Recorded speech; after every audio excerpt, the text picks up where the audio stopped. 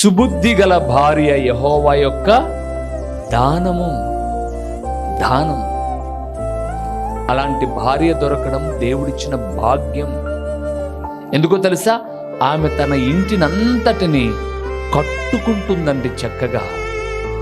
అందుకే 31వ అధ్యాయానికి సామెతల గ్రంథానికి వెళ్ళిపోతున్నప్పుడు అక్కడ గుణవతి అయిన స్త్రీ గురించి మాట్లాడుతూ ఆమెకున్న సుబుద్ధిని బట్టి తన ఇంటిని ఎంత చక్కగా కట్టుకుంటుందో చూడండి, ఎంత చక్కగా అలంకరించుకుంటుందో చూడండి.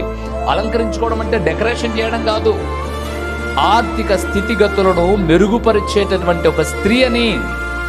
ఈరోజు చాలా కుటుంబాలు అప్పుల్లోనికి వెళ్ళిపోవడానికి కారణం భార్యలే. వస్తూ ఉంటే సరిపోదండి, అదేదో కొంచెం డ్యామేజ్ అయింది, ఏం చేయొచ్చు? డ్యామేజ్ను పూర్తి చేసుకోవచ్చు. దాన్ని తీసుకొచ్చి బయట పడేసి కొను కొత్తది. ఏం మాట్లాడలేడు, ఇంకా కొనకపోతే ఇంట్లో శబ్దాలు ఎక్కువైతాయి.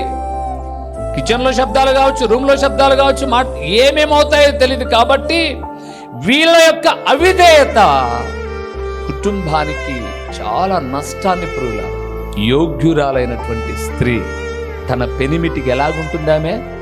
కిరీటాన్ని తెచ్చిపెడుతుంది.